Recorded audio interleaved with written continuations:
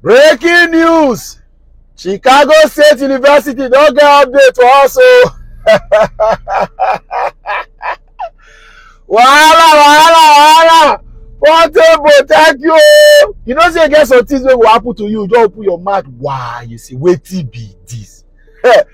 The school don't delete their student annual yearbook. So as I talk to you now, if you go to Chicago State University website, as you can see in this video right now, the year 1979, the student yearbook of 1979, wey carry all the details of the students every year, every academic session. 1979 will not dey again. They don't delete am.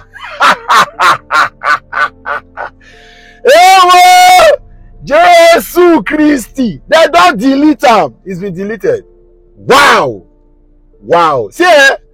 See, for you to maintain a lie, you have to use another lie. Now, lie if you maintain lie. So, for those of you that are expecting magic from Chicago State University, from the United States, you are joking right now. You are joking. And that's why I paid very minimal attention to it. Because the truth is, government, na interest, governance na by interest. If America knows, the United States know, or the first world knows that Bola Ahmed Tinubu can be used, of course, Nigeria is a giant of Africa on paper, maybe not in reality. But the Nigeria has got an advantage in army, in size, in population, in geographical location or situation. And then if the Western world can use that to penetrate certain ordinance around Africa and then some other environment, they would do anything. So as I talk to you now, serious negotiations may have been on for a kind of collaborations. And so don't be surprised, you are shocked that the one in Niger, the government of this country is taking it more serious than the problem of the Southeast, the IPOB and the ESN in the Southeast, than the banditry and herdsmen in northern Nigeria. It's taking it more serious than roads in Nigeria. The government of this country is taking more serious the issue of Niger, other than the declining of the daily per minute per second decline of the naira against his other brother dollar. So you see, and then if you check the news, you understand that France, oh God, don't worry, I'll just stop here. I'll stop here for the sake of personal reasons. I'll stop here. And while you see this video will help you to understand why you should not expect any magic from what's happening in the US, and why the fight in Niger is as serious. What is the link? Hello! Watch the video, I beg. Watch the video and share this video. Let it get around. It will help Nigerians to actually get the focus that we deserve. Watch this video and share this video. I'll catch you some other time. I'm out of here. Bye.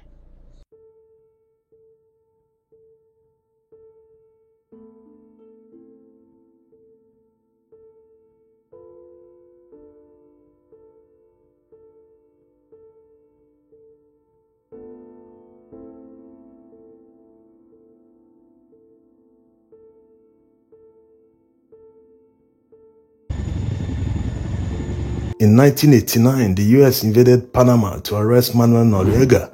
Noriega himself was once an ally of the United States because of his strong opposition to communism. But that relationship quickly hit the rocks. Immediately he started dealing in narcotics. He was eventually arrested on January 3rd, 1990 and flown to the US, where he was tried for money laundering, narcotics trafficking and racketeering. Notice how the United States quickly moved against a former ally because he crossed a red line that they couldn't tolerate. A few years after Manuel Noriega's saga, precisely in 1993, one Bola Tinubu was tried in absentia in Chicago in a civil forfeiture proceeding where he forfeited $460,000 being narcotics proceeds. The USDA was also involved in that investigation, just like in the case of Manuel Noriega. The US Customs also flagged his house address as a drop-off point where narcotics packages coming from Africa are picked up in the United States. In 1992, before Tinubu's trial in absentia in America, he contested for a senatorial seat in Lagos and won. But the Third Republic was aborted when MKO Abiola's presidential election win was annulled by the IBB regime. In 2022, before the presidential primaries in the different parties, a lot of people took interest. They wanted to dig into the past of the major candidates to know them better. The presidency is not just the highest office in the land. A president has enormous powers, so you don't want to entrust that to someone you don't know well enough. You don't want to entrust that power to an ex-convict or someone with a questionable character who was involved in narcotics trafficking and money laundering to the tune of millions of dollars. Yes, the Nigerian constitution actually forbids such a person from being the president or governor. We have made that mistake in the past. In Nigeria's Delta State, an ex-convict was mistakenly elected as governor. James Ibori was convicted for theft in the UK in the 90s, but he successfully hid that information. No one knew about it. So since that Ibori mistake happened, Nigerians started taking politicians' character seriously. Imagine being led by an ex-convict who has executive powers. So while many were investigating the past of the major candidates in the presidential election, Nigeria's investigative journalist David Hundeyin was the first to make a breakthrough. He discovered that the person who was admitted in the Chicago State University where Bola Tinubu claims to have attended, that the person was female. Yes, he has been very resourceful. His contributions to the Nigerian project cannot be overemphasized.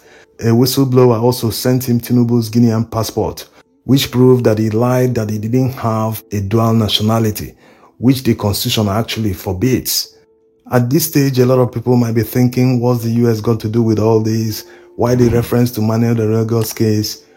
The US actually has a lot to do because they are actively blocking the release of more damaging information on Tinubu. In any type of investigation, when you reach a particular stage and discover something new, it opens a can of worms, and you have to answer all the questions in order to move forward. That was why David and his associates made a request from the FBI to release all the information they have about Tinubu. But you know what? They refused. When pressed harder, they even had to go to court to force them to release the information. They now said that they will only release them in 2026. Silence is complicity. We must not remain silent. Yes, Mr. President, you're right. Silence is complicity.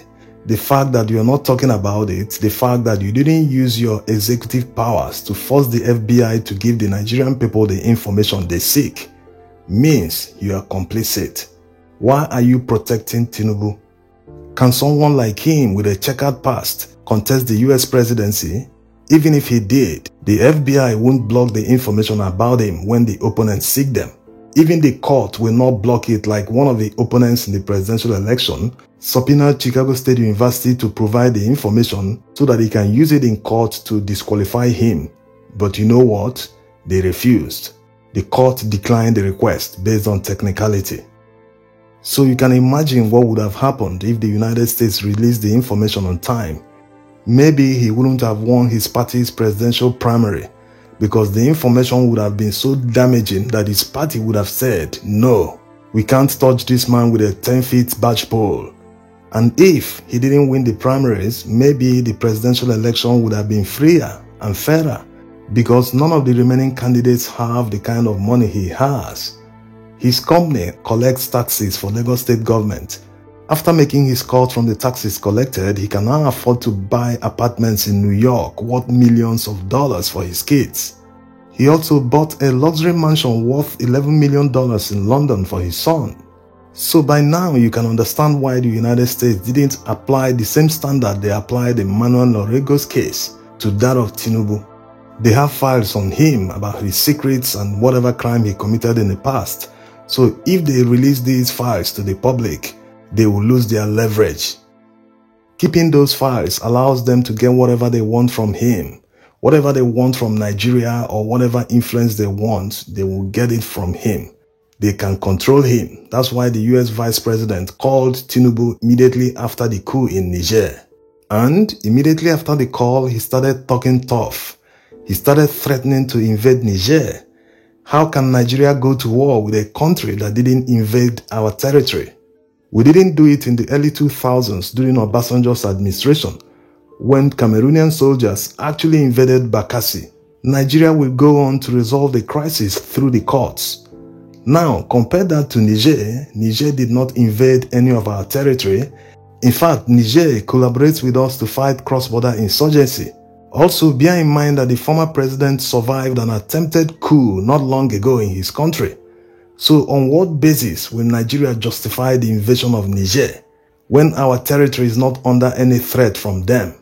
This is very clear. Everyone understands this in Nigeria. Even the Nigerian Senate understands this. That's why they rejected his request for military intervention in Niger. So you can understand why the United States supports these kind of characters to be in positions of power so that they can use them to press their buttons. If they want to fight a proxy war, they use them, they will just turn around and say, yes, sir. They don't consider their people, they don't consider the country in question. They just say yes, like a robot. And nothing good ever comes out from such people. Look at Bagudu, someone that laundered millions, if not billions of dollars for Abacha in the 90s. He's even facing a forfeiture proceeding in the US right now worth more than $200 million. And he was appointed a minister. What these people will do to Nigeria can only be imagined. He just sacked all the CBN directors, saying they want to conduct an investigation into the tenure of the current governor, who is still in detention, by the way. This is just a smooth screen. He just wants to put his own people who will be answerable to him. People who will not say no to him whenever he makes a request.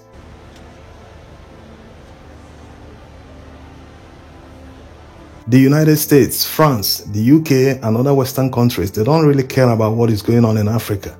What they care about is what's in it for them, their own interest. Are the African leaders their allies? Do they have their ears? Can they do anything they want from them? That's what they care about. Look at what is happening in Angola. They are currently protesting. The man has been in power for how many years? No one will tell him to quit power now because he's their ally. But when a military coup happens, you will see everyone on their feet, shouting and condemning it. By the way, we are not in any way in support of military coup, but you can't wish it away. In Nigeria and most African countries, people involved in an unsuccessful coup will most likely face the capital punishment. But that thin line between unsuccessful and successful makes all the difference. If a military coup succeeds, it becomes a revolution because they actually threw away the constitution after taking over power. They don't govern by laws, they govern by decrees. And those decrees later become law when they eventually hand over power, like in the case of Nigeria. All the decrees promulgated by the military over the years were later made acts of parliament by the National Assembly. Even the current Nigerian constitution was handed over to Nigerians by the military. A revolution is not anticipated in the constitution. That's why they throw it away and govern by decrees, which puts them above the constitution because they were the ones that eventually wrote another one and handed over to democratically elected government. They never conducted a referendum to adopt a new constitution. In Burkina, they have done that. So a military coup is only illegal when it doesn't succeed. No one has gone back in time to try people who were involved in military coup. Even Buhari, who deposed Shagari, an elected president, later came back and stood on the ballot and was eventually elected 2 times. In conclusion, the West is not interested in the development of Africa. What they care about is their own interest. Look at the coverage of the military coup in Niger by the Western press. Compare that to the coverage of Nigerian elections. They've been on this military coup because it's against their interest. They've lost control of Niger, and potentially they can lose all their military bases in Niger. Back to Nigeria, it is expected that with all the baggages that this man has, that the Presidential Election Petition Court will disqualify him and declare the true winner so that the presidential election can be brought to a close.